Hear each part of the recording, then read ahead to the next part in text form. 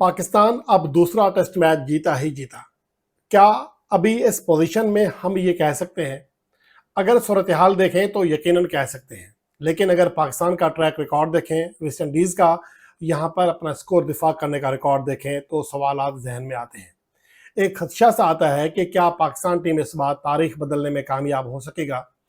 पाकिस्तान ने कल शानदार बॉलिंग परफॉर्मेंस दी है और साजिद खान को खिलाना, उसके साथ साथ अली उस्मान को खिलाना सूदमंद साबित हुआ।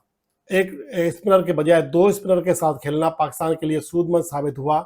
ये फैसला तो सही है, लेकिन मोहम्मद अब्बास को बाहर बिठाकर उबैद शाह को खिलाना सरासर गलत फैसला साबित हुआ है। उसके साथ साथ अहम तरीन बात यह है कि जुमैल वारिकर ने जिस तरह गुज़श्ता इनिंग्स में पाकिस्तान के 6 बैट्समैन आउट किए, क्या उसके खिलाफ इस पिच पर जहां पर गेंद टर्न लेना शुरू कर दिया है, जहां पर स्पिनर्स के लिए पूरी मदद दस्तियाब है, क्या उसके खिलाफ पाकिस्तान की हिकमत अमली इस बार कामयाब हो सकेगी? तो ये वो चीज़ें हैं जो कि खदशात पैदा कर रही हैं। अब तक वेस्ट इंडीज़ की टीम 103 रन पर 6 विकेटें गंवा चुकी है। उनके स्पेशलिस्ट बैट्समैनों में ब्रेंडन किंग, जो कि बाबर आजम को रन आउट करते हुए अनफिट हो गए और दोबारा वो आए नहीं मैदान में, हो सकता है कि आज वो बैटिंग के लिए ही ना आ सकें। उसके बाद रोस्टन केस, जो कि गुज़श्ता दिन की आखिरी गेंद पर आउट हुए और बाबर आजम की शानदार कप्तानी, आखिर में प्रेशर बढ़ाया, खुद सेकंड स्लिप पर चले गए और उसी कशमकश में रोस्टन केस ने अपना कैच पकड़ा दिया। उसके बाद अब जस्टिन ग्रीव्स के अलावा वेस्ट इंडीज के बाद कोई भी स्पेशलिस्ट बैट्समैन क्रीज पर मौजूद नहीं है। उसके बाद टेल एंडर्स हैं, गो कि पाकिस्तान के खिलाफ कभी कभार टेल एंडर्स भी बहुत ज़्यादा रन कर जाते हैं, लेकिन यहाँ पर चूंकि स्पिनर्स अब काम कर रहे हैं तो आप ये उम्मीद कर सकते हैं कि साजिद खान और अली उस्मान आज भी मुश्किलात खड़ी करेंगे। उसके बाद जो सबसे अहम चीज़ है वो ये है कि क्या पाकिस्तान टीम दिया गया टारगेट चेस कर सकेगी। अब तक पाकिस्तान के लिए एक तरह से 60 रन का टारगेट सेट हो चुका है। पाकिस्तान ने 43 रन की पहले लीड हासिल की थी, वो रन कटौती हुए, तो अब पाकिस्तान को 60 रन बनाना है, जिसमें मजीद आज इजाफा होगा क्योंकि अभी मजीद कुछ विकेटें बाकी हैं, टेल एंडर्स बाकी हैं। कितना इजाफा होता है, जितना इजाफा होगा उतनी पाकिस्तान की परेशानी में भी इजाफा होगा। लेकिन यहाँ पर अगर ट्रैक रिकॉर्ड देखें, यहाँ पर देखा जाए तो अपनी पूरी तवील हिस्ट्री में वेस्ट इंडीज़ ने मध्य मुकाबल टीमों को सिर्फ 13 बार 100 से ज़्यादा रन का टारगेट चेस करने दिया है। तो पाकिस्तान के लिए बहुत ज़रूरी है कि अगले 20 से 30 रन के दरमियान जो वेस्ट इंडीज़ की बाकी विकेटें हैं वो गिरा दें, तभी पाकिस्तान टीम यह टेस्ट मैच जीतकर सीरीज लेवल करने का ख्वाब देख सकती है। क्योंकि यहाँ पर चेस करने की जो हिस्ट्री है, ये मैं सिर्फ इस एक ग्राउंड की बात नहीं कर रहा, ऑल ओवर वेस्ट इंडीज़ में बहुत ज़्यादा भयानक है।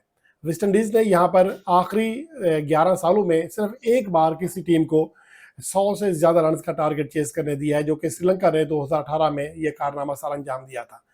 150 प्लस रन की हिस्ट्री तो बहुत सी छोटी है, 100 प्लस रन में फिर भी इतनी लंबी हिस्ट्री में सिर्फ 13 बार मध्य मुकाबल आने वाली या मेहमान टीमें यहाँ पर आखिरी इनिंग्स में 100 से ज़्यादा रन का टारगेट चेस कर सकी हैं।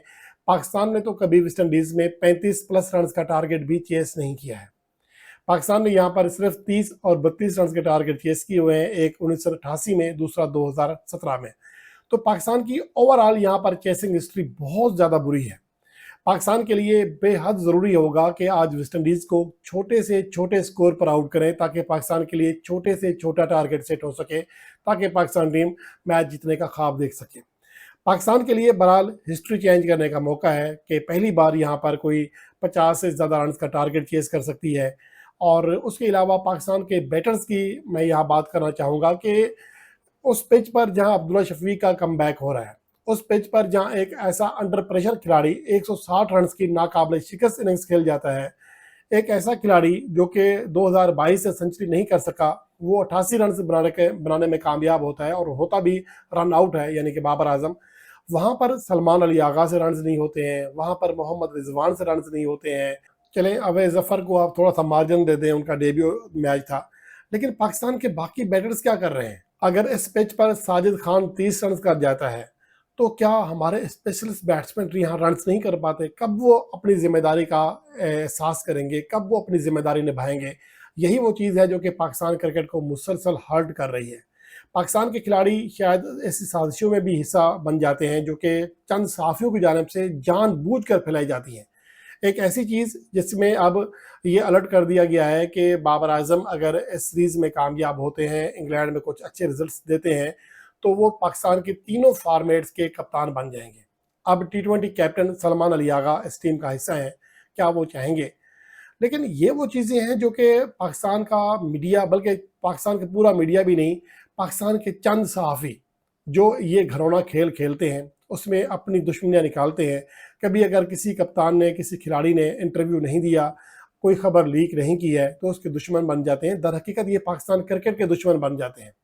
ان کا جو ضمیر ہے، مجھے نہیں سمجھ آتا کہ آخر کیوں اتنا مردہ ہے کہ اپنی ایک چھوٹی سی خبر کے لیے، چھوٹی سی بریکنگ نیوز کے لیے آپ کسی کھلاڑی کو دھمکاتے ہیں، اس کا کیریئر تباہ کرتے ہیں، اس کو ہراساں کرتے ہیں، اس کو پریشر ملاتے ہیں، پاکستان کرکٹ کے اگینسٹ کام کرتے ہیں۔ تو یہ وہ چیزیں جو کہ پاکستان کرکٹ کو آج سے نہیں، سال سے ہرٹ کر رہی ہیں۔ اور بدقسمتی یہ ہے کہ پاکستان کرکٹ بورڈ کے media managers, Pakistan cricket board کے کرتا دھرتا، یہ سب جانتے ہوئے بھی ایسے صحافیوں کو کھلاڑیوں تک رسائی دیتے ہیں۔ بعض اوقات بلیک میل ہو جاتے ہیں۔ وقار یونس کی کوچنگ کا دور شاید آپ کو یاد ہو، اس نے واضح کہا تھا، ٹی وی پر بیٹھ کر کہا تھا کہ میں نے ایک صحافی کو، اس کا بلکہ میرے خیال نام بھی لیا تھا، صرف انٹرویو دینے سے انکار کیا تو وہ میرے پیچھے پڑ گیا۔ اور یہ بات میں ایز اے جرنلسٹ، کیونکہ میں فیلڈ میں رہا ہوں، یہ جانتا ہوں کہ یہ جو چند صحافی ہیں اپنی خبر نکالنے کے لیے کس حد تک جاتے ہیں۔ اور کچھ کھلاڑی جس میں عمر اکمل ماضی میں حصہ بنے، احمد شہزاد بنے، شاہد افریدی بنے، یہ باقاعدہ خبریں لیک کیا کرتے تھے، کچھ پریشر میں آ کر، کچھ کسی کھلاڑی سے بغض میں آ کر۔ تو یہ چیزیں پاکستان کرکٹ میں آج بھی چل رہی ہیں۔ ٹھیک ہے، ان کا کسی حد تک دباؤ کم ہوا ہے، کسی حد تک رجحان کم ہوا ہے، لیکن چند صحافی اپنی پرانی عادت سے باز نہیں آ رہے ہیں اور پاکستان کرکٹ کو مسلسل نقصان پہنچا رہے ہیں۔ اب چلیں میچ کی جانب واپس آتے ہیں۔ پاکستان کے لیے آج سنہری موقع ہے کہ ساجد خان ایک تو 4 وکٹیں حاصل کر چکے ہیں، اپنا فیفر مکمل کریں، اور علی عثمان بھی اپنا امپیکٹ چھوڑیں۔ آخری گیند پر وکٹ حاصل کی تھی روسٹن چیس کی، ان کو بھی اعتماد ملا ہوگا۔ اور پاکستان کے بیٹرز کو، خاص طور پر ٹاپ آرڈر کو، آج بہترین بیٹنگ کرنا ہوگی۔ اور اس کے علاوہ پاکستان کا لوئر آرڈر، جس کے بارے میں نے پہلے ہی کہا کہ پاکستان کی جو اسٹارٹ ہے، جو آغاز ہے، وہ اچھا مل جاتا ہے، لیکن پاکستان کا مڈل آرڈر اور لوئر آرڈر اس کو ستیہ ناش کر دیتا ہے، اس کے اوپر پانی پھیر دیتا ہے۔